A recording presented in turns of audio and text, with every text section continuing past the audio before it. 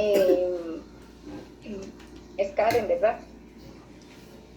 Karen Valdés. Sí, licenciada, disculpe la molestia. Yo le decía, que yo sepa, la persona que abre el Zoom es la única persona que puede grabar y cortar la grabación. Por eso le preguntaba. Es que yo en lo personal, en otras clases, el semestre pasado sí nos hacían favor de grabarla, entonces ya uno haciendo esa tarea tenía duda de algún concepto o algo que se hizo en clase, entonces íbamos a como a repetir. Bueno, yo iba a repetir la grabación para quedarme 100% bien con los temas. Es que aquí en este grupo a veces nos ponemos intensos. Más con Jorge. Yo grabo Y mis clases. Valesca. Bueno, César ya nos tiene grabados comentarios. Pueden suscribirse a mi canal. Ahí está, muy bien.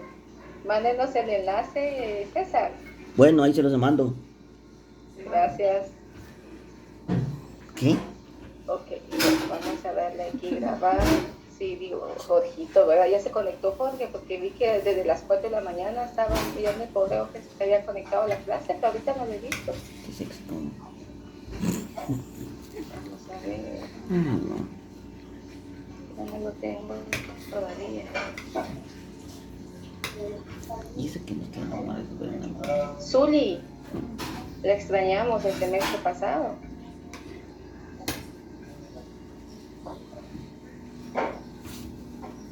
¿Sí está Zuli o solo está...? Es que tengo fría, caliente en la mano. Ahí. Bueno. Liz, ya está por ahí. Sí. Ok, entonces vamos a darle aquí puse una cumbia por ahí. ¿Quién me puso la cumbia? Sí. Bueno, vamos a darle grabar. Ahí está Jorge.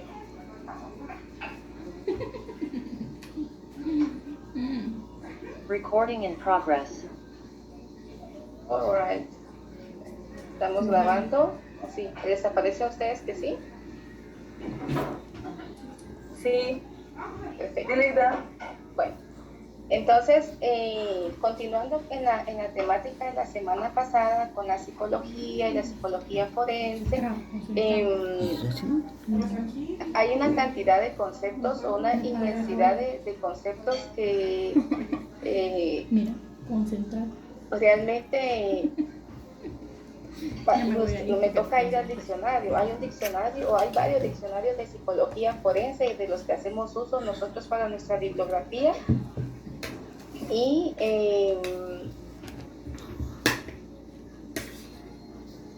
como estar como revisando, vamos a ver, como lo dice la guía y el título, ¿verdad? Conceptos básicos, pero sí necesito que si tienen dudas, que pregunten y que vayamos interactuando, porque algunos son como temas más de derecho.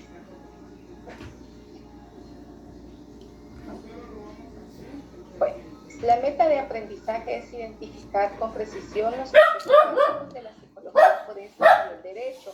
Se recuerdan que la semana pasada vimos que dentro de este ámbito el derecho y la psicología pues hacen un match como ciencias humanas, ¿verdad? Las circunstancias que pueden agravar, eximir o atenuar la imputabilidad o en sí un delito, porque pues en efecto hay agravantes o hay atenuantes que van a ser tomados en cuenta por el juez para imponer una pena o una sanción. También dentro del apartado de la guía está diferenciar los conceptos de simulación y disimulación. Entonces vamos a ir tomando en cuenta esto, ¿sí? Ok, comenzamos. A ver, vamos a iniciar con una pregunta de análisis. ¿Todas las personas que cometen un delito son culpadas de forma uniforme? O sea, por igual. Esa es la pregunta, ¿sí? Les voy a regresar para que la anoten o le tomen foto. La pregunta es, ¿todas las personas que cometen un delito son culpadas de forma uniforme o de la misma manera todas las personas que cometen un delito? Ahora vamos a ver, antes de que me contesten la pregunta, vamos a ver algunas cosas. algunos conceptos, ¿sí? El derecho penal debe entenderse como el conjunto de normas jurídicas que prohíben determinadas conductas u orden de ciertas acciones bajo la amenaza de una sanción. Entonces, por ejemplo, se recuerdan o quienes pues han hecho lectura de la Biblia, las personas desde el inicio de la historia, ya sea desde el punto de vista de la cultura hebrea o de la cultura egipcia, de la cultura persa, todas las personas que hacían cosas en contra de la norma, pues recibían una sanción. A través de la historia, pues se fue ya instalando las ciencias legales y pues el derecho con sus diferentes ramas. Pero el derecho penal es el que precisamente va de la mano para poner las sanciones o las penas. Un delito, según la Real Academia Española, es la acción u omisión voluntaria o imprudente penada por la ley. Ojo con esto, o sea, no solo cometer, por ejemplo, maltrato infantil. Yo no le pego a mi hijo, no lo trato mal, entonces no hay acción, pero no lo alimenta, lo deja solo, no hay cuidadores, se mantiene enfermo, o sea, ahí hay omisión. Entonces, es toda acción u omisión que va imprudente. ¿Imprudente qué quiere decir? Que va a causar perjuicio, no prejuicio, sino perjuicio a alguna persona. No te va a dar, lo que pasa es que acuérdate que uno al final tus dientes también van a perder grandes acciones y tu micrófono, por eso es que pienso que Si hay que ir al odontólogo. Bueno, entonces, Están hablando. ¿qué les estaba explicando? Fíjense que vos estaba acusando. Yo me quedé en que va ya no le entendí. ¿En dónde se quedó él? que no era prejuicio, que era perjuicio. Ah, sí, sí. Toda acción que es en perjuicio, ¿sí? O sea, que va a afectar a otra persona. Entonces, ¿qué es una acción? Es la conducta voluntaria que consiste en un movimiento de su organismo destinado a producir cierto cambio o la posibilidad en el exterior del mundo, vulnerando una norma prohibitiva. Se recuerdan que estamos en un contexto legal, ¿verdad? Omisión, falta de actuación que constituye un deber legal. Por ejemplo, el homicidio culposo, cuando uno va manejando, puede que se quedó sin frenos y pues es un homicidio culposo, pero ahí hay una omisión, no tenía su carro con el mantenimiento adecuado, entonces eso provocó que no frenara a tiempo. Pero también si es una persona que se tiró en la calle para que la atropellara, ahí ya entran los atenuantes, ¿verdad? Sujeto activo del delito es una persona que transgrede una norma jurídica y es más conocida como criminal, delincuente, inculpado, sindicado o denunciado. Recuérdense que toda persona es inocente hasta que se demuestre lo contrario. Y es una frase muy común que decimos, pero es muy importante que lo tomemos en cuenta. Cuando vemos las noticias o agarran a violador, o qué tal con no, o sea, él es inocente hasta que se demuestre lo contrario. Porque una víctima puede decir, es que fue fulano el que me lo hizo, pero puede que lo diga por miedo a denunciar a la persona real. Entonces, es un sujeto activo del delito, es alguien que pues ya está siendo investigado y que hasta que se demuestre que en realidad cometió un delito, ya va a entrar como un criminal. Sujeto pasivo del delito. Sí, es la no. persona que sufre los efectos del delito y es más conocida como víctima, agraviada o ofendido. Entonces, por ejemplo, en mi trabajo yo tiendo más a ver a los sujetos pasivos del delito y a especializarme más en esto, porque pues son los que atendemos en el ASIF. Quien trabaja en la defensa pública penal, defendiendo a los agresores, pues que va a enfocar más acá. Valesca Obando levantó su manita. Perdone, con lo dicho anteriormente, se me vino a la mente que por ejemplo, en la noticia dice presunto asaltante, ¿verdad? Tendemos, ¿verdad?, a señalar a la persona como que, ¿verdad?, no es presunto, es un asaltante, entonces ya uno lo acusa, ¿verdad? Pero sí entra eso, ¿verdad?, de que hasta que se le compruebe es culpable.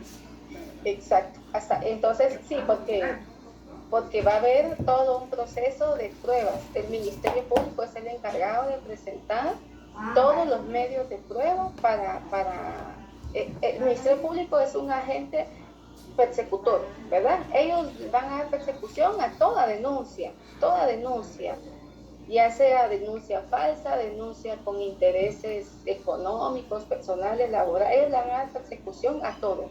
Ese es su trabajo. Entonces, el juez, la sana crítica razonal, así se le llama, va a determinar con todos los medios de prueba si lo que está presentando el Ministerio Público es suficiente para poder acusar a una persona. Ok, ya vimos esto acá. Ahora, ¿cuál es la respuesta a la pregunta que habíamos hecho? ¿Los escucho o los leo?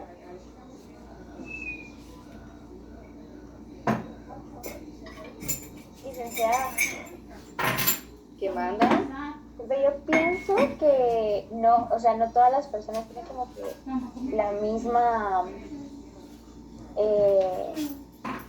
como que el mismo, no sé cómo era la pregunta, pero pienso que no tienen lo mismo, por lo mismo de que también se hace un juicio, ellos como que conocen todos esos parámetros que pues ustedes nos acaban de comentar, y no sé, tal vez tienen como que un cierto parámetro de ciertos años, y en dado caso lo tienden a catalogar como culpable, pero no todos son juzgados de la misma forma, pienso. Gracias. Excelente aporte, Megan. Yo a su aporte le quitaría pienso. ¿Sí? Cuando hablamos de temas legales, ya sea que en algún momento nosotros estemos procesados por alguna situación o ustedes pues decidan trabajar en este ámbito, no podemos decir yo pienso o yo considero, ¿sí? O sea, Megan puede decir acá, de acuerdo a las definiciones acá, no todas las personas van a ser procesadas de manera uniforme, pero muy buen punto de vista, Megan. Ok, gracias, Luis. Jessie dice, no, se les juzga según el delito. Muy bien, Jessie. Según el delito y según si es una acción u omisión, ¿verdad? Y Linda dice, no, porque hasta que se compruebe lo que le está imputando y el tipo de crimen. Sí. Veamos bien la pregunta, vamos a regresar acá. Todas las personas que cometen un delito son culpadas de forma uniforme. ¿Alguien más que desee participar?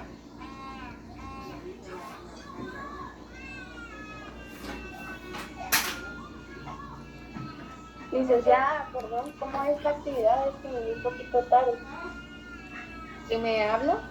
Estefanía, es que estoy conectada al teléfono a mi esposo. Así porque me aparece Alejandro Mexicano y no tengo nadie. Bueno, Estefanía, la pregunta es esta, Estefanía, ¿sí? Todas las personas que cometen un delito son culpadas de forma uniforme. Revisamos estos conceptos que están acá y de acuerdo a estos conceptos, ¿usted considera que todas las personas son culpadas de la misma forma? No decir nada, eso es culpable. Déjenme leerle y ahorita le... Sin tener pruebas. En lo que nos lee Estefanía, vamos a ver acá en el chat. ¿Ah? Sí. Dice Maribel, yo sabía también que las personas que cometen delitos, pero si sufren de algún trastorno, como que lo piensan más. ¿Cómo así, Maribel? ¿Me amplía un poquito la respuesta? ¿Lo piensan más los que cometen el delito o los juzgadores? No, sí.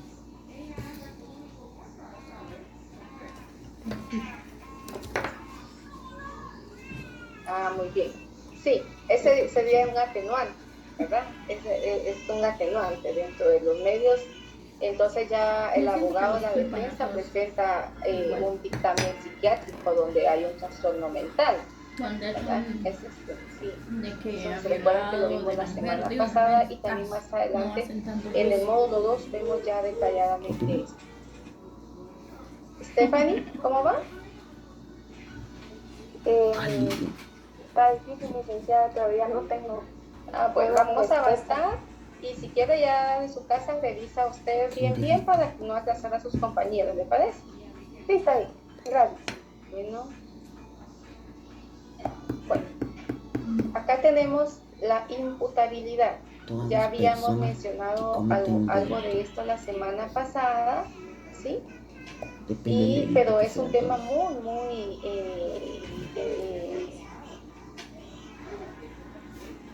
Teresa dice, las sentencias dependen de las circunstancias bajo las cuales se comete un delito. Sí, de las circunstancias también. Los seres humanos poseemos una serie de habilidades que nos permiten comprender la magnitud de nuestras conductas y para ello hablaremos del lóbulo frontal a través de él. El ser humano tiene la capacidad de controlar, planear y organizar sus acciones. En este lóbulo se encuentra la capacidad de juicio, que es la facultad para distinguir entre el bien y el mal. Los psicólogos clínicos tienen la facultad, tienen las herramientas para evaluar a una persona, ya sea en su clínica, en un colegio, en un trabajo empresarial o en un área forense, para determinar si las personas tienen la capacidad para saber qué es lo bueno y qué es lo malo. El juicio, se recuerdan ustedes en semiología, es el último eslabón del examen mental. Dentro de las funciones psicológicas primarias, como la memoria, la sensación, la percepción, pues vamos a ir encontrando una serie de elementos que nos van a permitir saber si la persona tiene buena capacidad para evocar recuerdos a mediano o largo plazo, si la persona tiene la capacidad de hacer analogías, ¿verdad? Una analogía es comparar una cosa con la otra, de hacer cálculos matemáticos. Entonces, el juicio, una persona puede cometer errores de juicio, todos cometemos errores de juicio. Los adolescentes, por su etapa formativa, donde el lóbulo frontal todavía está en proceso de sinapsis formadoras, ¿verdad? Porque sinapsis siempre tenemos, pero todavía hay procesos neurológicos formándose. Los adolescentes cometen errores de juicio. Un error de juicio es irse de casa, por ejemplo, ¿verdad? Irse de casa, unirse a muy temprana edad, salir embarazada a los 12, 13, 14 años del novio, no estoy hablando de la violación. Un error de juicio es gastar a manos llenas con tarjetas de crédito. Entonces, un error de juicio es ser controlador, ¿verdad? Ser controlador y a través del control que se quiere tener sobre las demás personas, caer ya en delitos. ¿Verdad? Errores de juicio es exponerse ante situaciones de peligro, ser temerarios, correr a cierta velocidad. Entonces, la madurez o inmadurez que tiene el óvulo donde está el óvulo frontal, porque pues ustedes ya vieron en anatomía, fisiología, todo esto ya vieron las funciones del occipital, el parietal. Entonces, una persona que está fallando, por ejemplo, en esta área donde está el tallo cerebral, va a tener problemas motoras, no cognitivas, ¿verdad? Pero si las tiene acá en el frontal, va a tener problemas de la conexión, del juicio, de la toma de decisiones, del control de impulsos. Imagínense, combinar una persona agresiva y que tenga dificultad en el control de impulsos es una bomba, o sea, es dinamita y fósforo. Entonces, si tenemos alguna duda acá con esto, me di a comprender o hay algo que necesiten que se amplíe.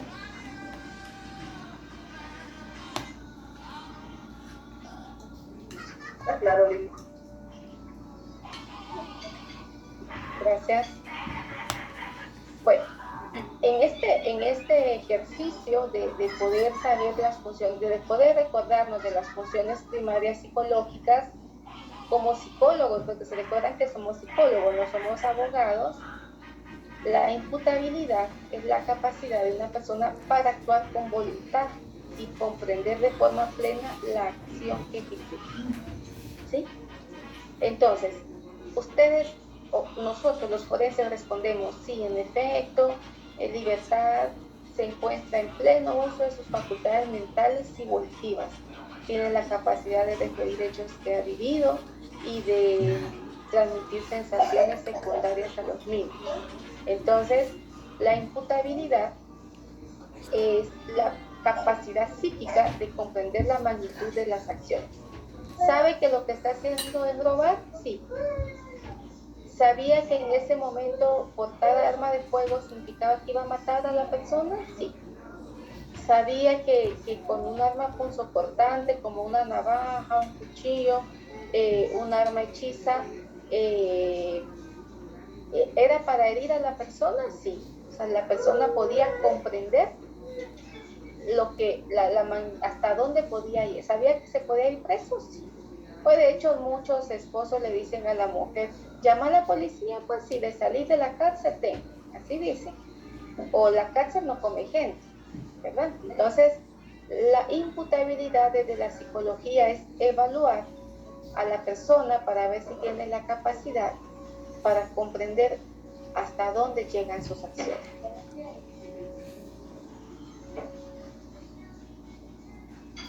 Bueno, de la mano de la imputabilidad está la culpabilidad, ¿sí? Y pues en términos generales se refiere al accionar en contra de la ley, es decir, que la persona culpable es aquella que comete un delito habiendo tenido la opción de no cometerlo. Ojo con eso, ¿sí? No estoy hablando acá en defensa propia, que entraron a su casa, que lo estaban extorsionando y se defendió. O sea, hay que ver bien, como escribía Teresa, las circunstancias del caso, pero la persona sabe que tenía la opción de no hacerlo. Y la culpabilidad está intrínsecamente relacionada a la voluntariedad o a la voluntad. Por ejemplo, hay personas que, bueno, hay asaltantes que su cometido es, pues, asaltar, ¿verdad? Es robar, es obtener las pertenencias, los bienes de la persona, pero y las matan. ¿Por qué tiene que matar a la persona a la que le está robando? ¿Sí? Con el hecho de apuntarle con un arma, de amenazarla, de que sean 3 o 4 agresores contra una persona, ya en sí la persona, aunque se ponga agresiva, porque pues uno no, como es una reacción del sistema parasimpático, uno no puede decir, si me asaltan yo voy a hacer esto, voy a hacer lo otro, sino que es una reacción inmediata, pues la persona va a dar sus cosas, pero ¿por qué hay que matarla? Es una pregunta que tiene muchas respuestas, pero la culpabilidad va muy de la mano con la voluntad de querer cometer un delito, ¿sí? Responsabilidad penal. A ver, ¿quién me ayuda con la lectura? Porque me siento que me quedo sola dando la clase. ¿Alguien que me ayude con la lectura democráticamente o lo hago democráticamente? Responsabilidad penal. Sí, por favor.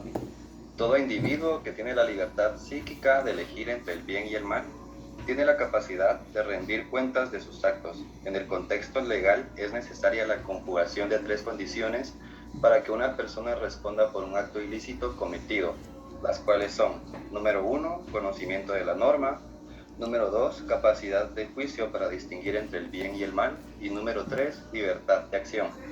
Muchas gracias, Brandon. ¿Qué voces son, Brandon? ¿No es locutor usted? No. ¿Podría seguir una opción?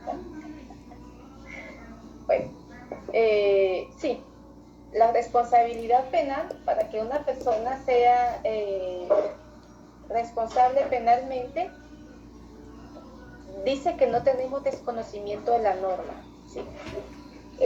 No podemos alegar que yo no sabía que matar a alguien era ilegal, yo no sabía que robar era ilegal. O sea, no podemos alegar desconocimiento de la norma. La capacidad de juicio para distinguir entre el bien y el mal, que ya lo expliqué, y la libertad de acción, ¿sí? Que regularmente le llamamos libre albedrío.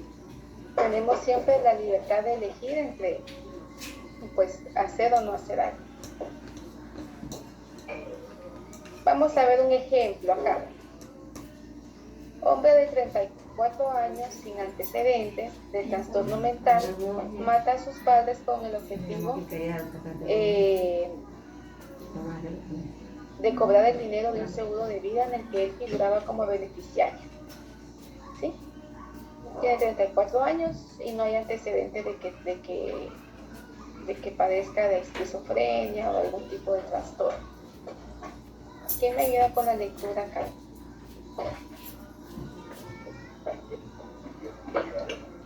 En este caso podemos determinar que la persona antes referida actuó con premeditación, planeación, y el delito por el que sería ligado a proceso en nuestro país es por el artículo 131 Código Penal, parricidio, matar a cualquier ascendiente o descendiente, y el tiempo de prisión por este delito va de los 25 a los 50 años, que es la pena máxima en nuestro país.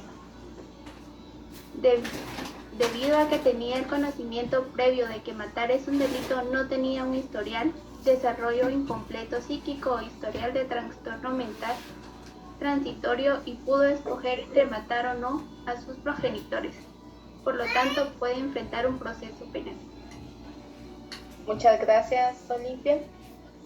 Bueno, en este caso, ¿se recuerdan ustedes de una noticia de hace años cuando mataron al doctor Chao? En la zona 1, un odontólogo, el caso Chao es muy famoso.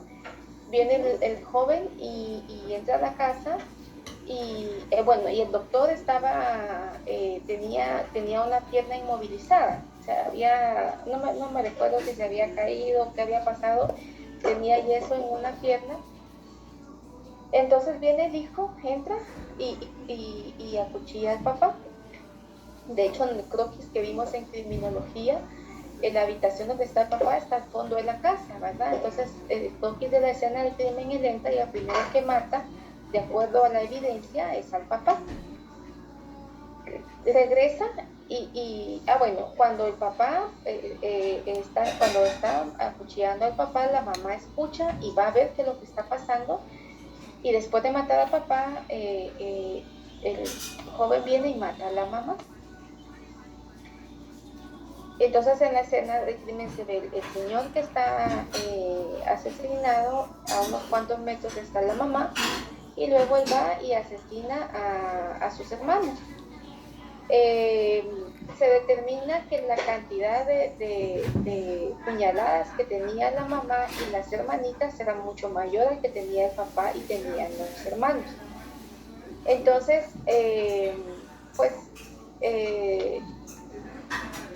este joven viene y dentro de la defensa pues alega una condición mental esquizofrénica. Cuando él viene y mata a sus papás y a sus hermanos, pues se sienta fuera de la casa, ¿verdad? Se sienta fuera de la casa, está ahí un rato. De ahí se va a la casa de una tía y le dice a la tía que había ido a visitar a sus papás y que los encontró muertos. Llaman a la policía y cuando la policía llega, pues vuelven a encontrar al joven Laucha ahí afuera en la banqueta. Y él pues sin emociones, ¿va? Con una anomia total, cero emociones, y se da la investigación. Cuando él quiere alegar que pues cuando se dan cuenta que tiene las manos lastimadas por las puñaladas que da, él se lastima las manos y tiene heridas. Es una característica que se da en los asesinatos, que los agresores están lastimados, ¿verdad? Hace poco veía el expediente de esta joven que trabajaba aquí en Maina, que fue un caso que nos impactó porque nosotros trabajamos en Maina, hacemos turnos ahí. Ella y el esposo es el que está siendo investigado por asesinato. De las cosas que le implican a él es que él está agredido, ¿verdad? Tiene heridas de defensa, se le llama. Entonces, con este caso, Chao, se demuestra que él planificó, hay una planeación, porque el primero que mata es al papá, que es la figura de autoridad en la casa, la figura paterna, y luego a la mamá. Entonces mata a las dos personas que pueden defender a los niños. Había una beba que estaba en el trámite de adopción, tenía 4 meses la niña, la bebé, y también la mata. Entonces él no pudo demostrar de que tenía un desarrollo incompleto psíquico, porque cuando piden el historial académico le hacen prueba de toxicología, psiquiátrica, psicológica. En ningún momento se encontró un historial. Entonces él pues fue sentenciado por el delito. Un muchacho muy encantador, que al momento que ustedes quieran pensar en algún psicópata guatemalteco, creo que le encantaría ahí, porque de hecho hasta su abogada defensora se casó con él, imagínense. Entonces, ahora bien, del otro lado, hace poco, en un año aproximadamente, hubo una noticia, no me recuerdo, fue en Occidente, como en Quetzaltenango, en Huehuetenango, Quiché, de un chico que mató a toda su familia a machetazos. Y entonces, y lo encuentran, ¿verdad? Lo querían linchar. Y pues mandaron a pedir, lo rescata la policía antes de que lo maten los del pueblo, y cuando lo evalúan la psiquiatra, yo le dije, mire cómo le fue con el casito. No, mi familia tiene una esquizofrenia, escuchan voces, y las voces le dijeron que pues mataba a su familia. Estuvo internado en el hospital Federico Moura, tomaba carbamazepina, litio y otro montón de medicamentos psiquiátricos. Cuando ya se había estabilizado, entonces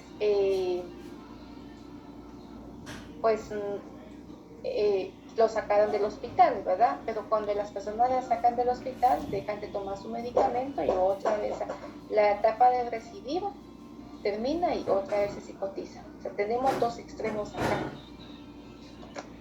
Dice Karen, Linda, ¿qué sucede cuando las personas fingen tener un trastorno mental para salir sin cargos?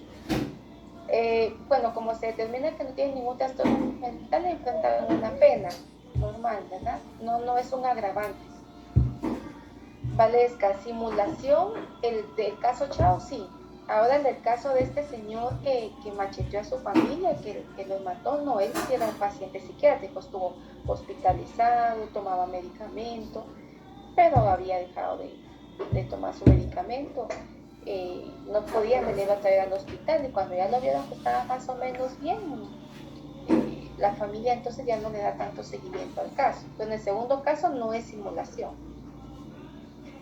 es un paciente psiquiátrico. ¿Vamos bien hasta acá o nos enredé? Vamos bien, licenciada. ¿Todo claro, Lisa? Gracias. Bien, licenciada. Bueno, gracias. Atenuantes. Circunstancias que concurren en la persona que comete un delito o en el delito mismo y que disminuyan responsabilidad penal. En el capítulo 1 del Código Penal de Guatemala, artículo 26, de la página 7 a la 9, se describen una serie de elementos que modifican la responsabilidad penal. ¿Me ayudan con la lectura, por favor?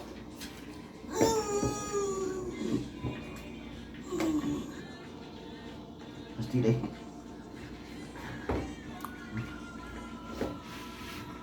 En el capítulo 1 del Código Penal de Guatemala, artículo 26 de la página 7 a la 9, se describen una serie de elementos que modifican la responsabilidad penal, cuáles son inferioridad psíquica, exceso de las causas de justificación, estado emotivo, arrepentimiento eficaz, reparación del perjuicio,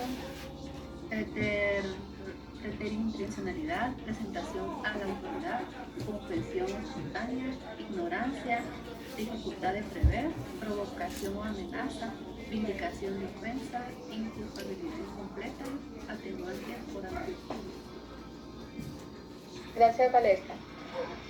No lo vamos a ver todos porque, según yo, les iba a dar casi 45 minutos, me falta el 75% de la clase.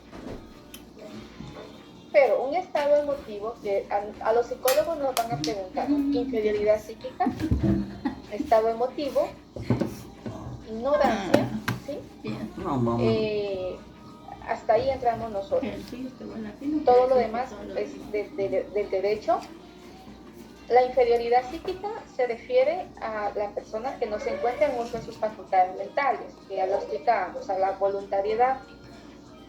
El estado emotivo se refiere a, ustedes han escuchado esos casos donde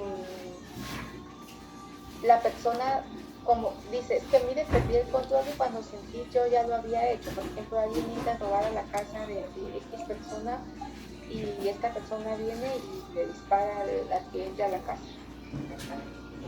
Cuando uno los entrevista dice, miren, yo cuando me di cuenta ya lo había hecho y ese es un estado emotivo. En algún momento perder como la cognición y por defenderse la persona viene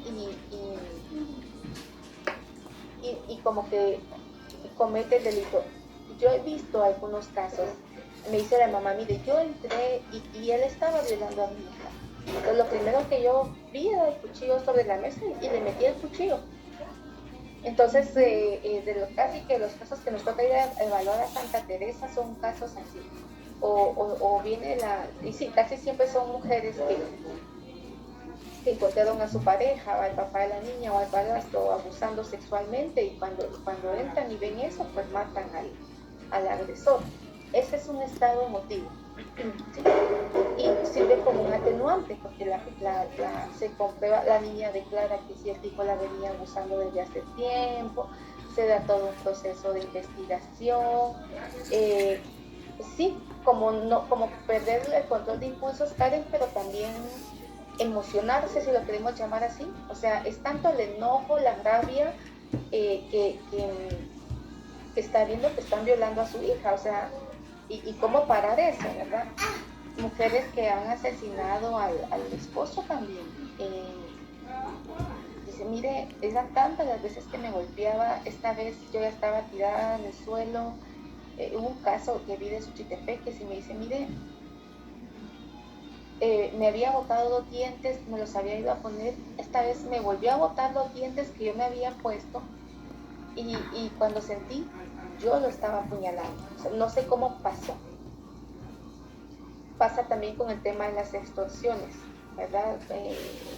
Vi a un joven que me dio mucho sentir. Él tenía su venta de hot dog, de chucos, como le llamamos, como yendo de Baxen, ahí por donde está el Walmart de Santa Clara. Tenía como su venta no le comprendí si era ahí o por donde está el Maga, por ahí tenía su venta de chucos y lo estaban extorsionando, ¿verdad? Entonces él pagaba la extorsión semanal. En una de esas se vino de Piché, la esposa con la niña, ¿verdad? Y cuando llega el pandillero a cobrar la extorsión, él le dice ese día, mira, yo hoy no tengo la extorsión, pasa mañana, no la tengo. Viene el pandillero, agarra a la niña y se la lleva y se sube a una camioneta de pandilla, de esa de pandilla. Y el de la carreta de los chucos se va detrás de su hijo corriendo, se sube a la camioneta y mata al pandillero. El muchacho estaba preso y nos mandaron a nosotros a preguntar cuál era su condición al momento de haber cometido el delito. Él estaba en un estado emotivo, él venía lidiando con, les voy a pagar la extorsión para que me dejen trabajar, pero que se hayan secuestrado ya a su hija, que como y por ejemplo, en estos casos de que actúan, por decirlo así, como no conscientes, a la hora de ser como juzgados o de tomar acción, sí les toman como muy en cuenta los años de cárcel, por decirlo así, ¿no? Por ejemplo, en defensa por salvar a sus hijos o algo así. Sí, por eso los mandan a evaluar y son atenuantes.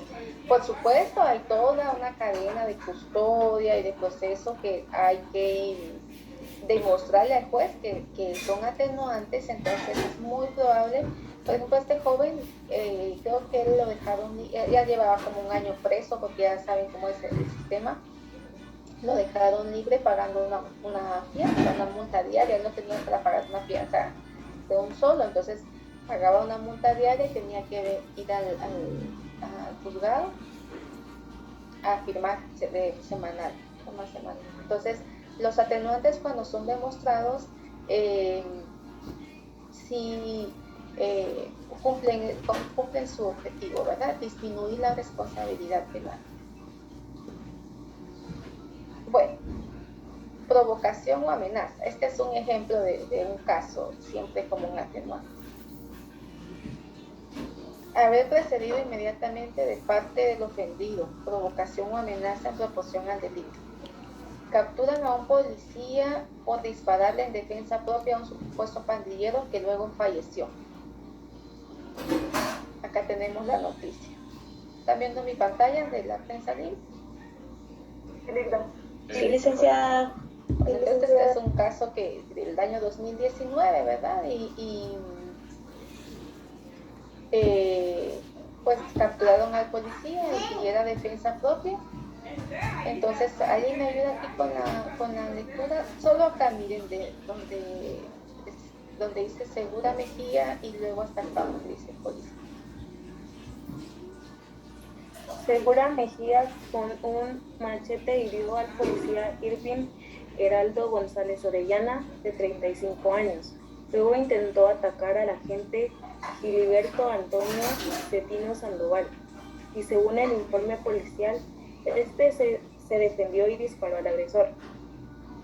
El informe determina que el policía Giliberto Antonio Cetino Sandoval le disparó al presunto pandillero Mario Alexander Segura Mejía, quien portando un machete atacó sin mediar la palabra del agente de la PNC, Ervin Heraldo González Orellana, falleciendo el responsable de herir con arma blanca al policía. Gracias. Entonces acá pues la gente se enoja y dice, ¿cómo es posible que capturen si era en defensa propia, verdad?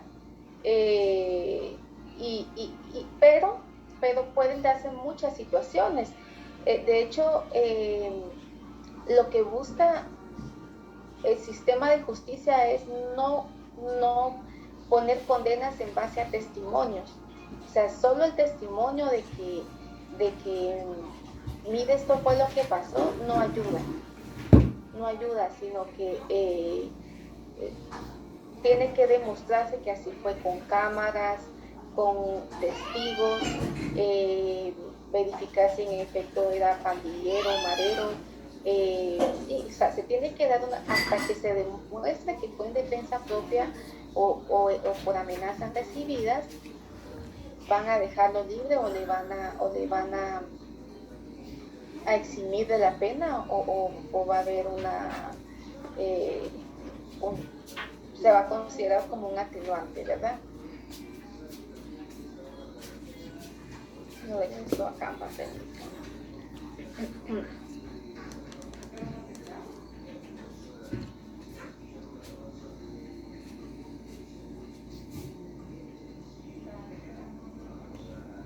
Bueno, entonces puede que también por ser policía lo dejen libre, pero sigue ligado a proceso. No puede estar en funciones como policía, ¿verdad? Sino que tiene que pues estar suspendido y ir a las audiencias. Entonces es un proceso, pero es un atenuante si se llega a demostrar que fue en defensa propia. Agravantes. Circunstancias que concurren en la persona que comete un delito o en el delito mismo y que incrementa la responsabilidad penal. ¿Sí? En el capítulo 2 del Código Penal de Guatemala, artículo 27, de la página 9 a la 12, se establecen una serie de situaciones catalogadas como graves. No los voy a leer todos porque son muchos, pero por ejemplo tenemos la premeditación, ¿sí? El abuso de superioridad, o sea, usar su puesto de poder para cometer el delito, que va de la mano con el abuso de autoridad, embriaguez, y lo puse a veces, menosprecio al ofendido, o sea, eso se da mucho en los casos de violencia contra la mujer, que esté vinculado con otro delito, o sea que ya no es primera denuncia. Cuando denuncian hay una base de datos, ¿verdad?, del sistema de justicia. Entonces se ve si la persona ya ha sido denunciada y si es denunciada por el mismo delito o por otro tipo de delito. Ese es un agravante. La reincidencia, ¿sí? Si una persona ya estuvo privada de libertad en alguna ocasión y ahorita pues lo vuelven a detener por otro delito, ese es un agravante. Acá tenemos un ejemplo de agravante en nuestro contexto social, ¿sí?, de abuso de superioridad. El abuso de superioridad puede ser de dos tipos: física o mental, como en este caso que vamos a ver. Número 2, emplear medios que debiliten la defensa de la víctima, como el uso de armas de fuego o arma blanca. Díganme ustedes, ¿qué hacen ustedes si una persona les está apuntando con un arma? Pues eso es paralizante, eso es terrible, ¿verdad? Y la extorsión va muy de la mano con estas amenazas. Yo los dictámenes sí lo explico como un factor de vulnerabilidad. En esos casos a uno no puede ni pensar, no se le viene nada a uno en la mente. Y está totalmente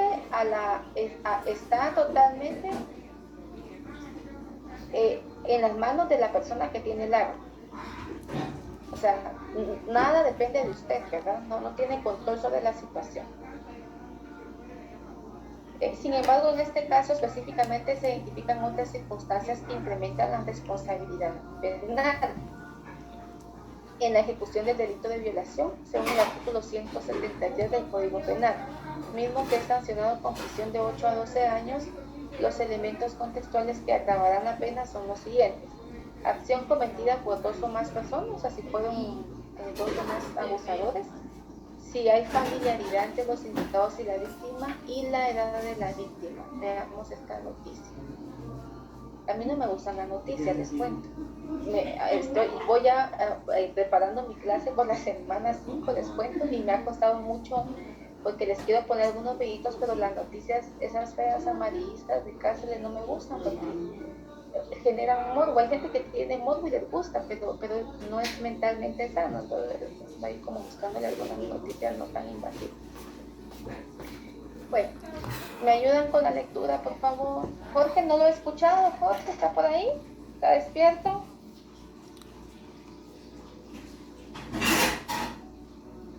Venga, está Jorge. ¿Valesta qué se hizo, Jorge?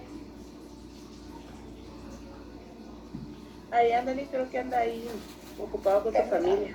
Va. Entonces, ¿qué otra persona me apoye con la lectura? Si quiere, leo yo. Gracias. Detienen a 4 integrantes de una familia señalados de abusar sexualmente a una niña con discapacidad. Los 4 detenidos en Jalapa hasta... Ahí no tenía que leer. Bien. Detenidos en Jalapa son señalados del delito de violación. Okay. Entonces, vamos a omitir, quiero ver si está, creo que me aparecía el caso de era una niña, así que está.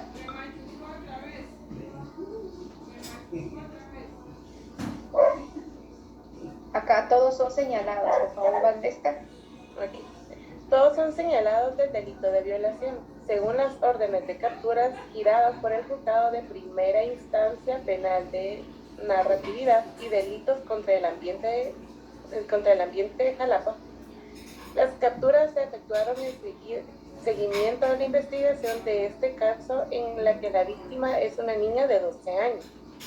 Los 4 fueron puestos a disposición del juzgado correspondiente para que solventen su situación legal. Gracias, Valesca. Por nada. Entonces acá es una niña que, como dice acá, tiene una discapacidad psicosocial. Este término es de un perito en psicología, ¿sí?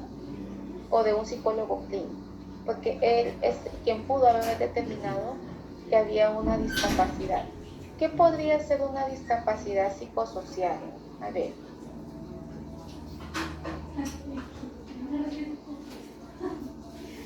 ¿A qué nos suena una discapacidad psicosocial?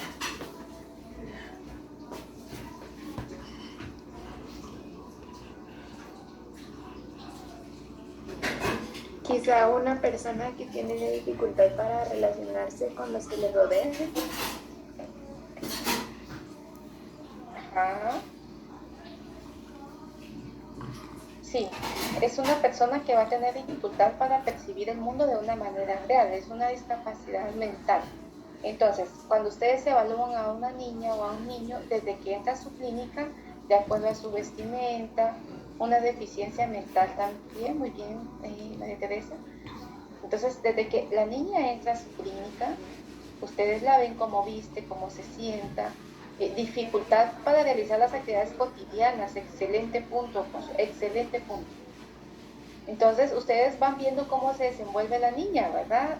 Hacen los cálculos, regularmente es cuando cómo te llamas, cuándo naciste, en dónde vives, qué te gusta hacer. Y les pregunto precisamente a eso que dice Eunice. ¿Qué haces tú en el día? Cuéntame. A veces ni me saben, ni me comprenden cuando hay alguna discapacidad. Y luego cuando ya estoy entrevistando a la mamá, le digo, a ver, cuénteme, ¿cómo es su hija? ¿Ella sigue instrucciones? Sí. Si yo le digo que barra, ella barre. Bueno, ¿y recoge la basura? No, yo le tengo que decir que recoja la basura. Entonces barre y recoge la basura. ¿Ella cocina? No, fíjese que no cocina porque en algún momento la puse a cocinar y se quemó. ¿Qué otras cosas hace? Pues fíjese que a la tienda no la mando.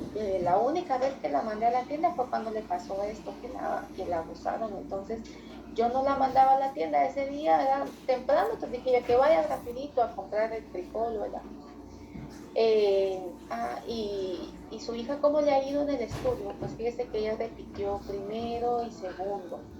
Primero lo repitió 3 años, segundo lo repitió 3 veces y ya no la volví a poner porque no aprende, fíjese que ella no aprende, pero pues ella me ayuda a cuidar a su hermanito, juega con él. O sea, estoy describiéndoles un caso de una niña que no tiene la capacidad para, que ella no se ha venido desarrollando de acuerdo a su grupo, a su cohorte, ¿verdad? Entonces, no precisamente tiene un trastorno del desarrollo como el autismo. Pamela dice, en esas discapacidades psicosociales en que había el autismo es un trastorno neurológico, ¿sí?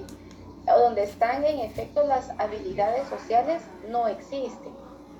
No existen, tenemos que enseñar. Yo tengo un hijo que tiene autismo, tiene Asperger, pero ya no existe el Asperger en el DSM-5, se llama autismo. Entonces mi hijo estuvo en un colegio para niños con Asperger, ahorita ya se pasó a un colegio normal, digamos, de niños normales. Es muy inteligente, pero él dice que la pandemia es lo mejor que le ha pasado en la vida porque no tiene que compartir con sus compañeros y todo lo social. Pero el autismo es un trastorno del desarrollo, ¿verdad? Es neurológico. Bien, ya me salí del tema. Regresando entonces, las actividades cotidianas, la capacidad que tiene un niño para seguir instrucciones, son parte muy importante de su examen mental. Ustedes tienen que evaluar a esa persona y en su práctica les remiten muchos casos de problemas de escuela y de colegio. Y casi siempre, en la mayoría, me escriben, Lita, es que fíjese que tengo a tal niña, pero ¿qué prueba le aplico? Porque intenté aplicarle el Otis, pero fíjese que no me lo contestó, no se lo contestó porque es una persona que no tiene las habilidades para contestar un Otis. Entonces hay que buscar otras herramientas, pero me salgo mucho del tema, regrésenme siempre porque si no, no terminamos nuestra presentación. Para los indicados acá, ¿sí?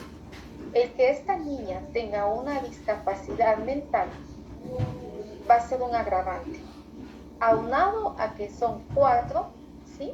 Que son 4 los que están sindicados, esta niña cuando contó su delito lo dijo muy concreta, dijo, yo iba a la tienda y estaba dice el apodo, el fulano, y me dijo, vení para acá. Y yo le dije, no. Y entonces me jaló de mi brazo, me metió al callejón, y ahí estaba el tal y el tal. Y entonces me subieron mi vestido, me bajaron mi calzón y me violaron. Uno tiene que preguntarle qué es violación, cómo lo comprende, qué fue lo que pasó. Y entonces su relato es así, no es un relato que haya sido muy elaborado. Ella no tiene la capacidad de inventarse una historia así, por sus mismas limitantes. Entonces uno se le pregunta, ¿y quién lo hizo primero? ¿Quién hizo eso primero contigo? Ah, fue fulano. Y me dijo, es que estás bien, no sé qué, o tal cosa.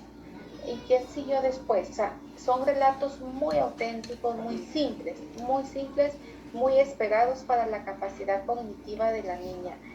Este dictamen a ellos les perjudicó mucho, a los sindicados, y eso les aumentó la pena. Alevosía, no, ventaja sí, porque eran 4, porque son la niña de 12 años. Alevosía puede que los tipos hayan estado parados en la esquina consumiendo drogas y que la niña se les puso enfrente, ¿verdad? O sea, se les pudo haber puesto enfrente a otra niña o otra persona, o un niño, ¿verdad? O sea, cualquier otra persona, pero como ventaja sí. Entonces, el dictamen que se le hizo a la niña sumó a la pena. La fiscal nos contó que le dieron 56 años, sabemos que la pena máxima es de 50, pero pues ellos lo van a hacer, se le dan hasta 120 años, pero la pena máxima son 50, porque se demostró que la niña pues no tenía los recursos para defenderse por su edad, por su capacidad cognitiva y por la cantidad de personas que la abusaron. Bueno. Hablé mucho, vamos avanzando. Inimputabilidad. Vamos a ver, inimputabilidad. De sus características es que es eximente. Tiene como el efecto el que un hecho constituido como delito falta a la ley no sea sancionado penalmente. Exime al sujeto de una responsabilidad penal, ¿sí? Un sujeto es considerado inimputable cuando no tiene la facultad de comprender el acto ilícito que cometió y las consecuencias del mismo, condición que lo exime de una responsabilidad penal, o sea, como lo que ya hemos hablado, una persona con un trastorno mental, una persona menor de edad. En nuestro Código Penal, específicamente en el artículo 23, se señala que no son imputables los menores de edad, ¿sí? Número 2, ¿quién me ayuda con la lectura?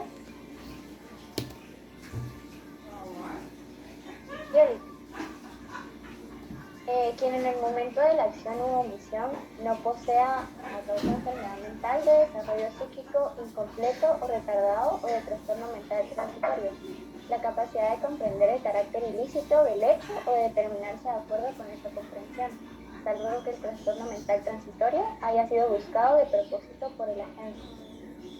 Gracias, Mega. Bueno, entonces ya vimos, ¿verdad? Causa de una enfermedad mental.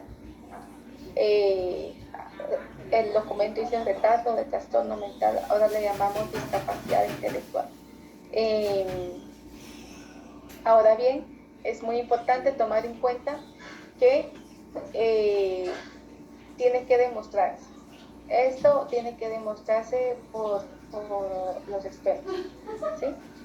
Yo les conté la semana pasada de un caso que se está llevando ahorita en debate de un violador en serie, que le dieron 17 años en el primer caso. Y cada vez que va a tener debate, tiene que, permítanme. Esta sí es compleja porque es del 50. Ha de ser de la otra que era de 100, perdón. Entonces, que cada vez que va a tener debate, el fulano hace de todo, lo tiene que evaluar psiquiatría porque él quiere que lo declaren inimputable a causa de un trastorno mental. Cuando a sus víctimas él tenía un modus operandi, fueron víctimas en diferente tiempo las llevaba al mismo lugar, las tenía secuestradas la misma cantidad de días, el abuso sexual era en el mismo orden como lo hacía, y de hecho una de sus víctimas, a raíz del trauma que le ocasionó las constantes violaciones, sí está en tratamiento en el Hospital de Salud Mental, en el Federico Mora, porque ella quedó con un trastorno severo a raíz de las violaciones de este tipo. Entonces hay que demostrar ante el juez que la persona sí tiene un trastorno mental, ¿verdad? No es normal de decir. Bueno, acá tenemos el tema de los adolescentes en conflicto con la ley penal, que lo vamos a ver detalladamente en la semana 5. Es un tema bien complejo porque pues tenemos niños y adolescentes psicópatas, ¿verdad? Es un tema bien complejo. Bueno, ¿me ayudan con la lectura, por favor?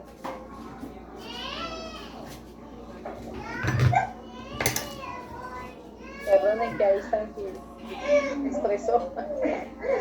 Bueno, ¿me ayudan con la lectura?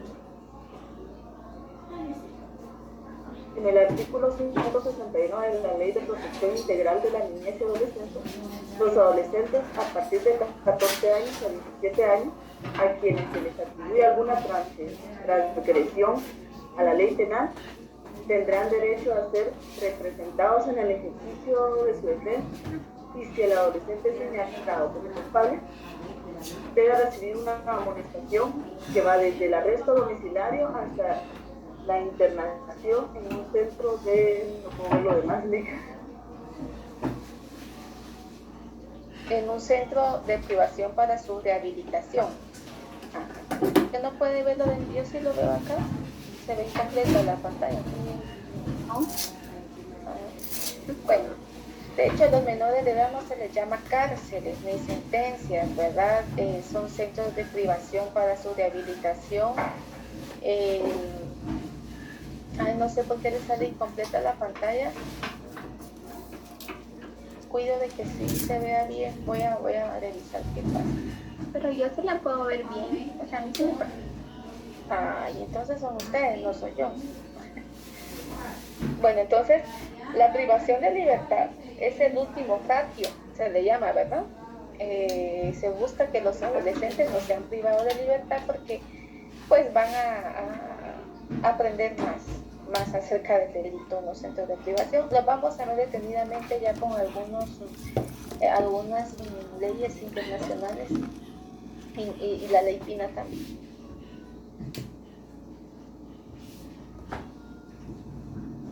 Que disparó a un menor de edad ayudante de autobús. El niño de 12 años continúa en estado delicado tras 5 días de estar internado en el Hospital General San Juan de Dios. Es un tema de pandillas, ¿verdad? De extorsión. El sicariato, hay algunas tesis de sicariato muy interesantes. Yo les había comentado a ustedes que quienes cometen sicariato es como tener un trabajo. Bueno, hoy me levanto y tengo que coordinar y dar mis clases. Sicario, hoy me levanto y tengo 3 que ir a matar, me van a dar 200 por cada uno, ya son 600, con eso compro para la leche, compro la leche y los pañales del niño. O sea, él tiene una desestructuración psíquica de tal manera que es un psicópata, ¿verdad? Pero pues a él, si lo llegan a sentenciar o a sancionar, como se dice correctamente con ellos, la pena máxima es de 6 años, ¿sí? La pena máxima es de 6 años, en gaviotas o en alguno de los centros. Bueno. Por eso los usan tanto los maleros, ¿verdad? Así es, sí. Vamos a explicar bien todo. Yo les comentaba que ya estaba haciendo esta presentación, sus factores de vulnerabilidad, de riesgo y por qué terminan siendo utilizados precisamente. Bueno, en conclusión, no todas las personas que cometen un delito son juzgadas penalmente de la misma manera debido a la existencia de circunstancias que modifican la responsabilidad penal. Todo dependerá de los contextos en que fue cometido el acto ilícito y de las características de la persona que los comete. Bueno, ¿quieren aportar? Antes de ver el tema de simulación, me gustaría escuchar Hay algunos que están calladitos, no sé si están despiertos o ya los dormí. Estas clases me dan pena porque no son prácticas como las de psicometría, son bastante teóricas.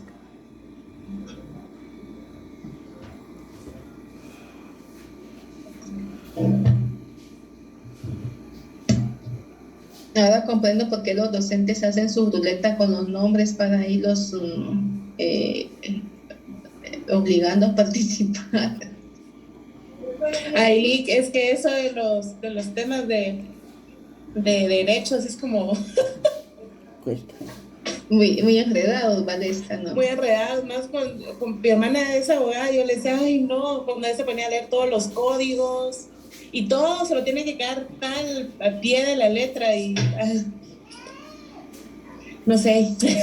Sí, por eso es importante que pregunten, ¿verdad? Porque es poco lo que vemos acá de derecho, vemos lo que tiene conexión con la psicología.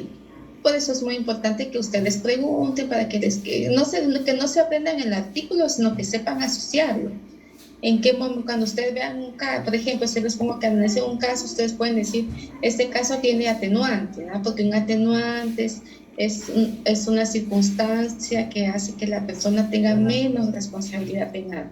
Se estaba defendiendo a su hija, estaban con un estado emotivo. Estas cosas sí es muy importante que las vayamos como que ya asociando, ¿verdad? Licenciada, y por ejemplo, así como en el caso de George Floyd, ¿se podría decir que un agravante sería el abuso de autoridad por parte del policía que pues prácticamente mató, ¿verdad?, a esta persona? Uh-huh. Podría, sí. Hay que ver bien el contexto de la noticia. ¿Cómo dice que se llama la persona? George Floyd, es que al parecer él robó en una tienda, si no estoy mal. Fue este caso tan sonado en Estados Unidos, ¿verdad? De que fue por racismo. Ya. Ajá. Sí. Se veían los videos que el policía le estaba dando con fe, ¿verdad? Pero habría que quitar toda esa contaminación de los medios para ver el caso como más detalladamente. Pues puede ser que también esos casos emblemáticos son como cortinas de humo, ¿verdad?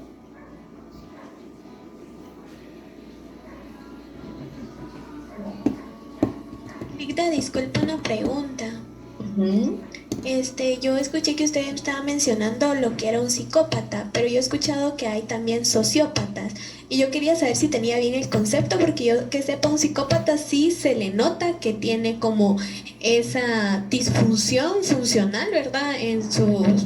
En la cognición y en su sistema, porque sí, él si va, mata, no siente nada, no le importa, incluso su vestimenta, todo es raro. En cambio, un sociópata puede estar incluso entre nosotros, ¿verdad? Así bien arregladito y todo, y en las noches ir a matar, ir a robar, ir a violar. No sé si estoy correcta con mis conceptos. El psicópata usted lo puede tener sentado a la par, el psicópata, porque el psicópata es encantador, tiene don de gente, es esos hombres perfectos que no existen, ¿verdad? Puede estar en un puesto de gobierno, en un puesto institucional y tener todas las ventajas de los casos, o sea, tener todo en su beneficio. El psicópata manipula a las personas como un juego de ajedrez.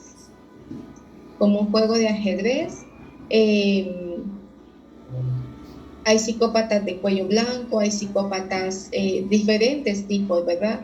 Un psicópata como más de delitos que callejeros, puede ser, por ejemplo, los sicarios son psicópatas porque en efecto el lóbulo parietal, cuando se le hacen las resonancias magnéticas, tiene diferentes funciones.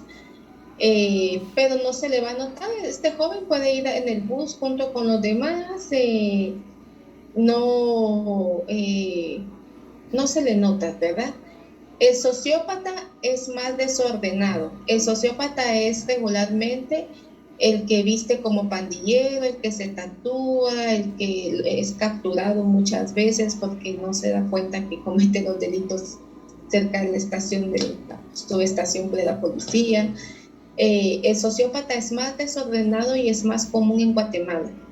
El sociópata son todos estos niños, banderas, toda esta gente que los jefes de las pandillas utilizan para el cobro de la extorsión. Entonces la psicopatía tiene diferentes como ni prestigios, ¿verdad?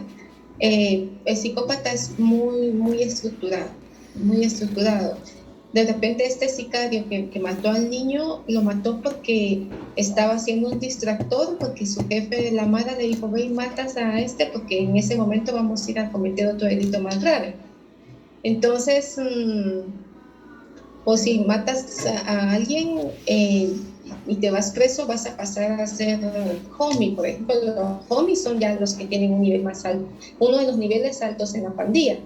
Entonces él pues va a matar porque quiere pasar a homie, ya se queda con un porcentaje de la extorsión, ya puede armar su propia clica, gira sus propias órdenes, ¿verdad? Ya no solo recibe órdenes. Entonces el psicópata es un nivel más estructurado, más alto, más ordenado y más en función de su beneficio. Y el sociópata es más desordenado. Entonces, estábamos como al revés con los conceptos. Sí, Licda, muchas gracias. Sí lo tenía al revés, pero más o menos. Muchas gracias, Licda. Ambos pertenecen al trastorno antisocial de la personalidad. Bueno, continuamos. Bueno. Evaluación psicológica forense de la imputabilidad, ¿sí? ¿Cómo nosotros vamos a evaluar? Nosotros siempre vamos a hacer los forenses, digo nosotros porque soy forense, pero yo de ustedes se van a dedicar a la parte clínica. Hay algunas situaciones que vimos el sábado pasado que no quería como dejar de mencionar, ¿verdad? En el contexto judicial, la entrevista forense tiene como objetivo obtener información. Ese es el objetivo de nosotros. Respecto a hechos relacionados con conductas punibles, es importante tener claro que la psicología forense no busca determinar cuál es la persona idónea para ocupar un puesto laboral o determinar los fines terapéuticos, pero como somos psicólogos clínicos, sí podemos decir qué tipo de tratamiento psicológico necesita una víctima. Por ejemplo, la vez pasada en un debate me decía un querellante adhesivo, mire, ¿cuántas terapias necesita la niña? La niña había sido abusada sexualmente por el papá, por el padrastro y el hijo del padrastro.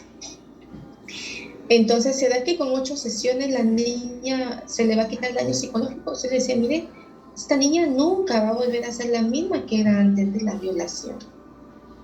Entonces, ¿qué tipo de tratamiento necesita? ¿Verdad? Pues ella va a necesitar tratamiento toda su vida, porque ahorita necesita tratamiento para minimizar el estado emocional, ¿verdad? La angustia, la ansiedad, la depresión, todo lo que ella viene sintiendo por lo que le acaba de pasar. Pero como eso está en su memoria, ¿verdad? El abuso sexual es una huella, una lesión psíquica, así se le llama, lesión psíquica. Cuando ella tenga novio, es posible que ella tenga problemas en su relación de noviazgo. Puede que incluso se vuelva lesbiana. La ser lesbiana no es patología, lo aclaro, pero posiblemente ya era heterosexual y a raíz de esta situación se volvió homosexual. Puede que le dé por empezar a agredir a los hombres, que ella elija una mala pareja. O sea, ella va a necesitar terapia en cada etapa de su vida, en cada etapa psicoevolutiva. Entonces, sí tenemos nosotros el alcance para determinar cuánto tiempo de tratamiento va a necesitar una víctima. Lisbeth dice, ¿cuál es la diferencia de una historia clínica a una forense? La entrevista forense es entrevista clínica forense, o sea, tiene todo lo clínico, Liz. Antecedentes patológicos, no patológicos y familiares. ¿Qué cambia? ¿El motivo de consulta? ¿sí? El motivo de consulta es lo que motiva a la de pericia.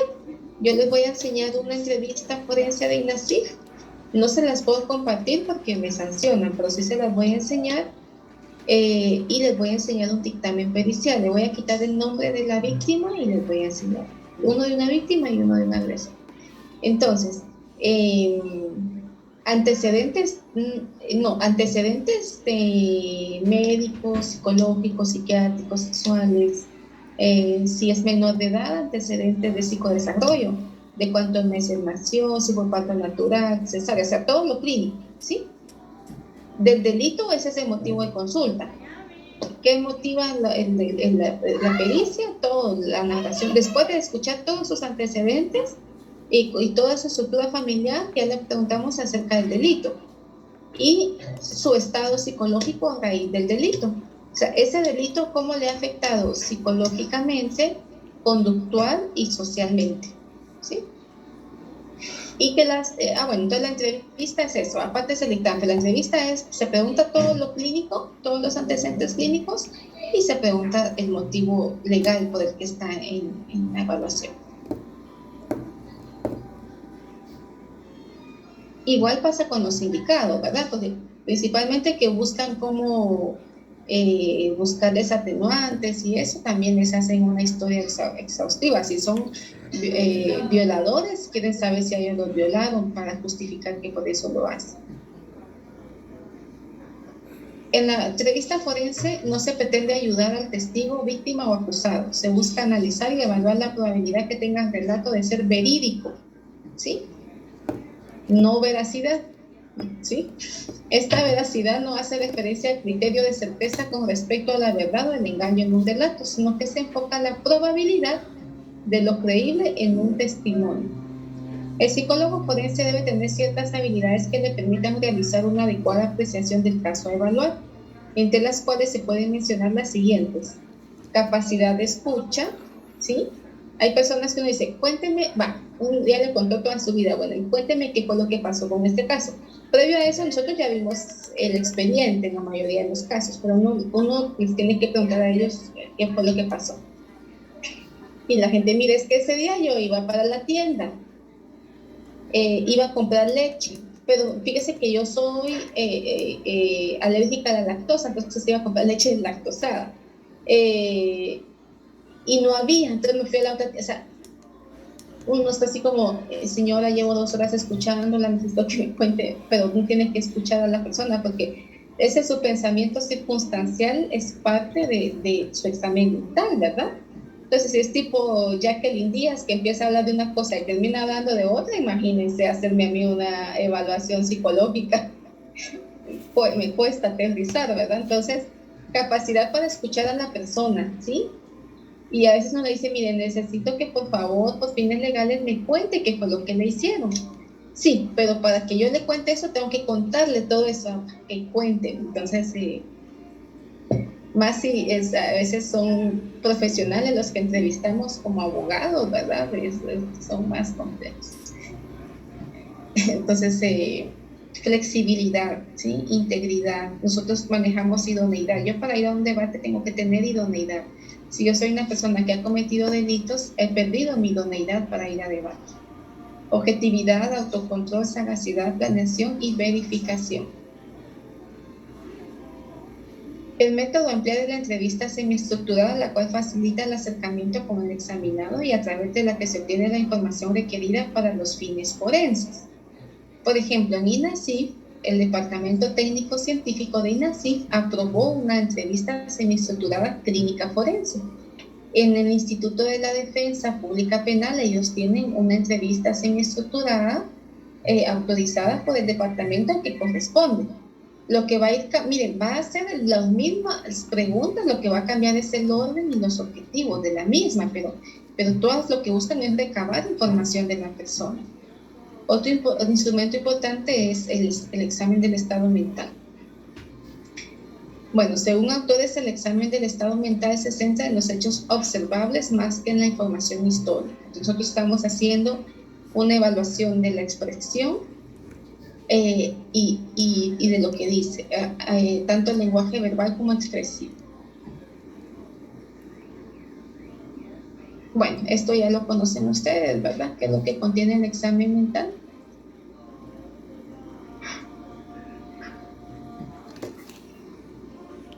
¿Quién me ayuda acá con la lectura, por favor?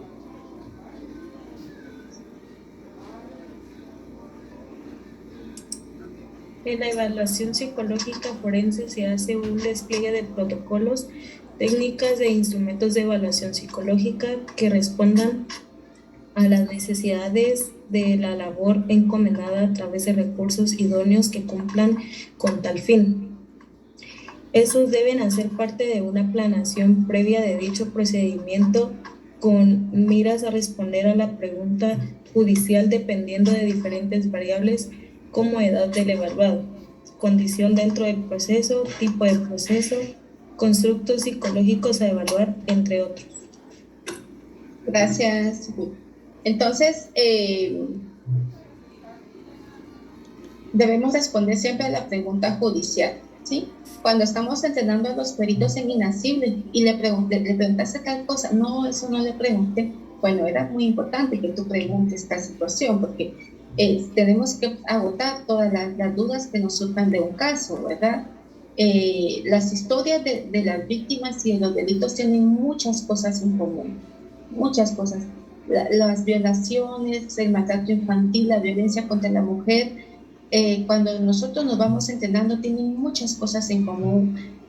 Las historias son muy parecidas dentro de diferentes escenarios y entonces eso nos permite a nosotros poder identificar si la persona nos está inventando una historia.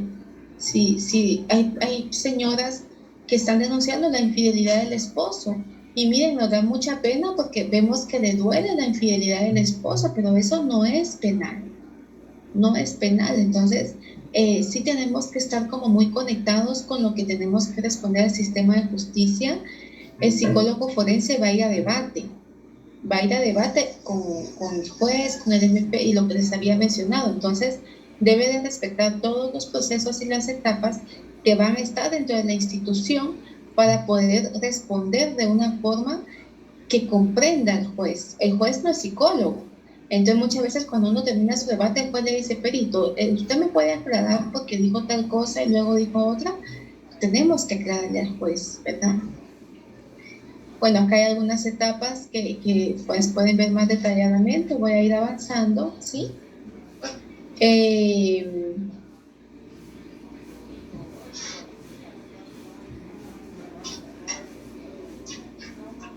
Y vamos a llegar, voy a irme adelantando el tema acá vamos a ver la credibilidad y vamos con el tema de la simulación versus disimulación, ¿sí?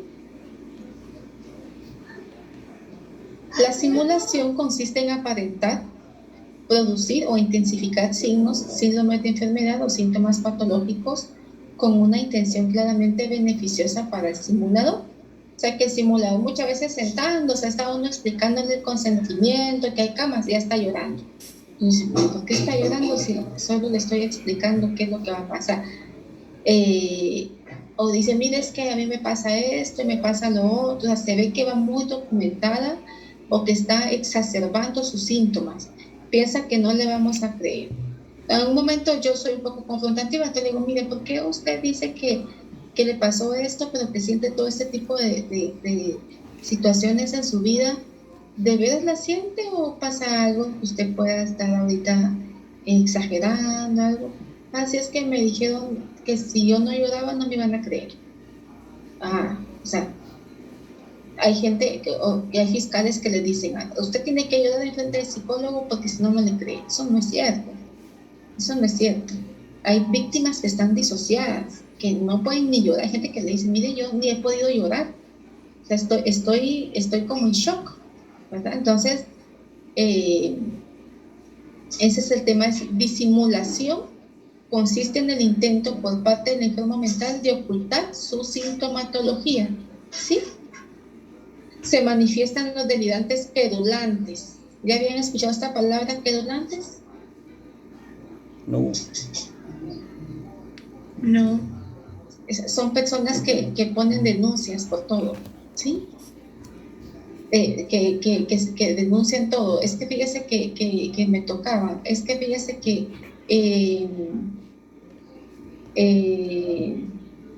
o sea, todo lo denuncian y son muy paranoicos, se sienten perseguidos.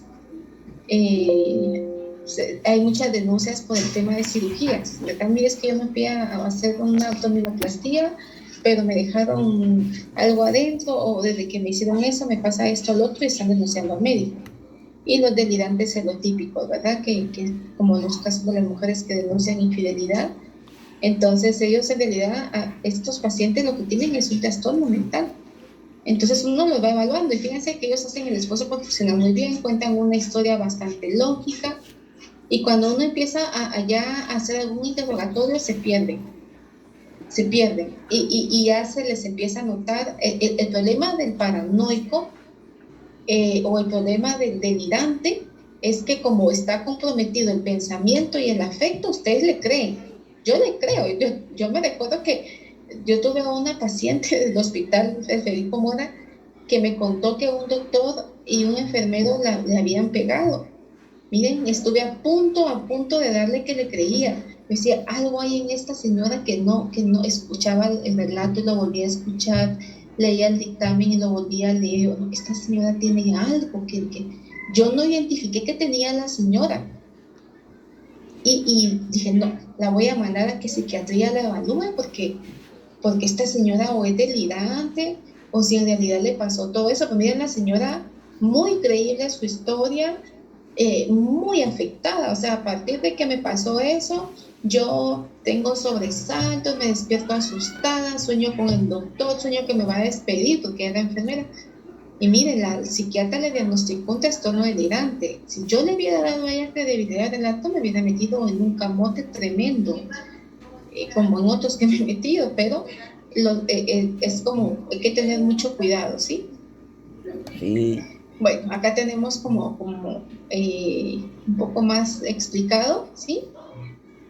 Y técnica de evaluación pericial de la simulación.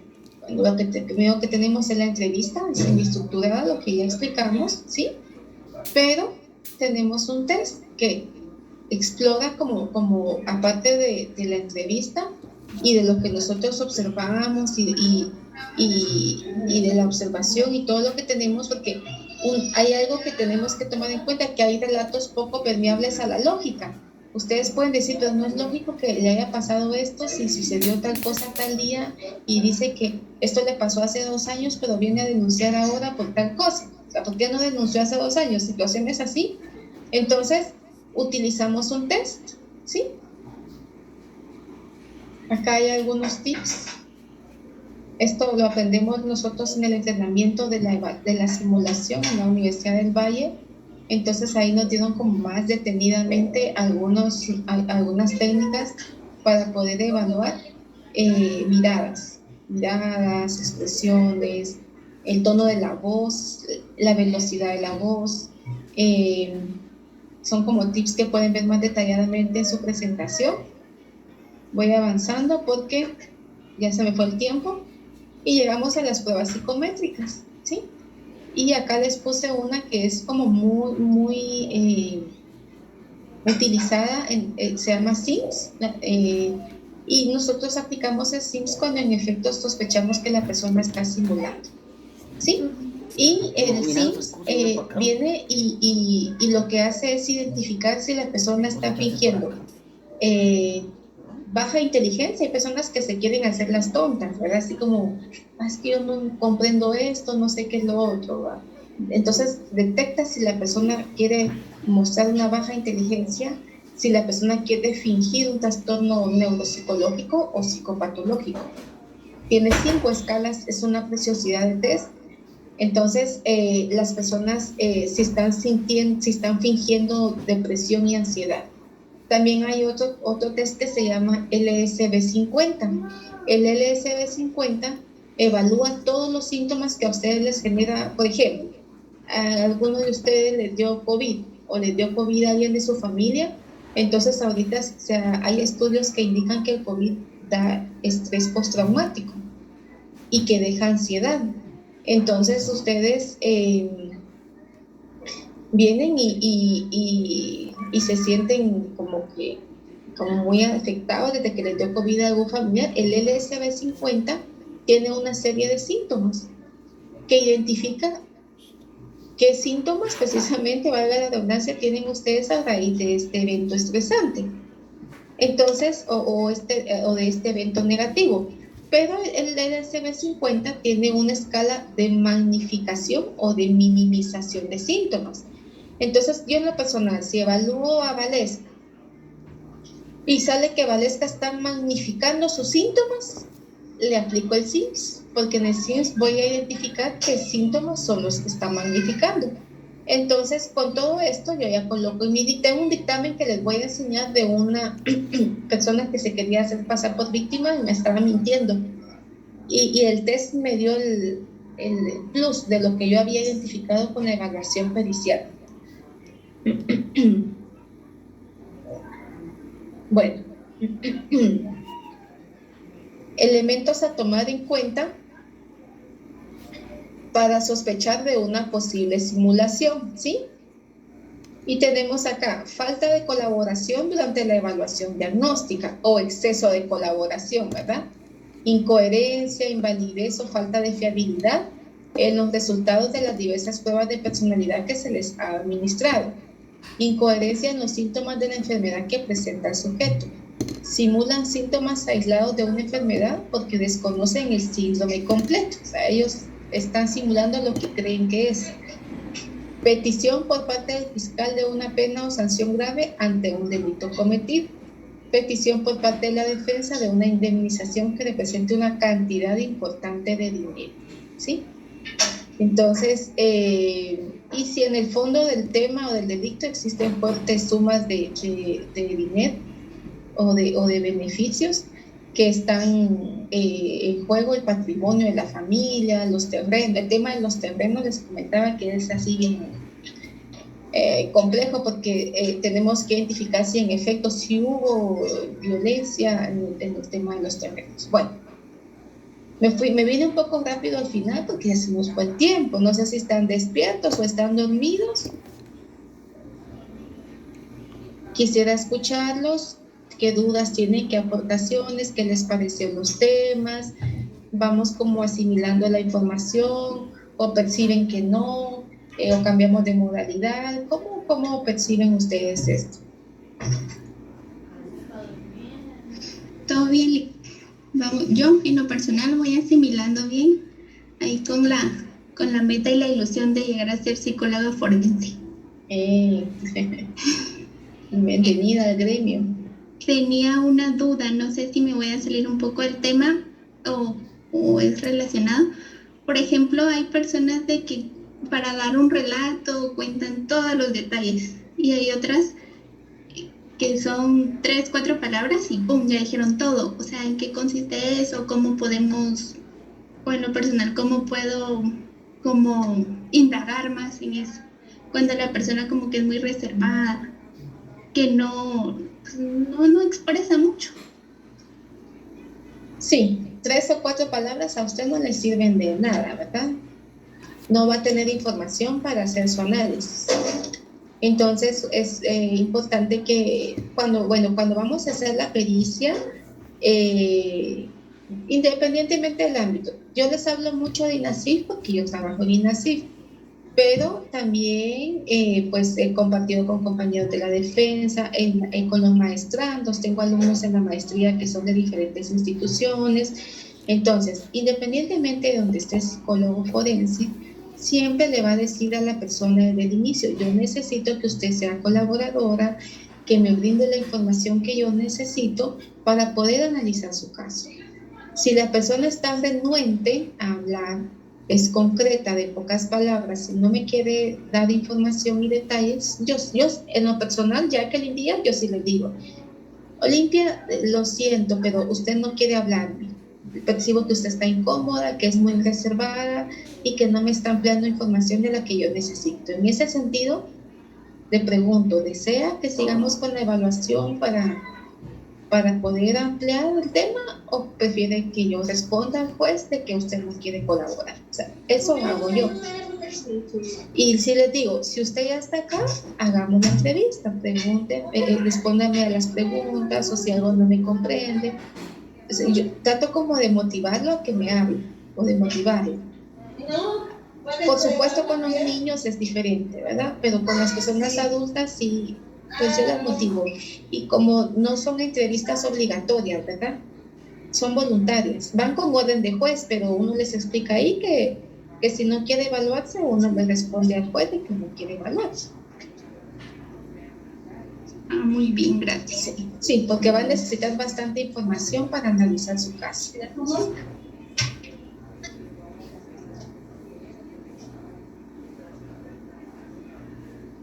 Liz dice, no, me parece apetulante, querulante, no. Linda, aquí estamos, licenciada, gracias, Linda. Bueno, ¿alguien más que quiera aportar que vamos a dejar de grabar ya?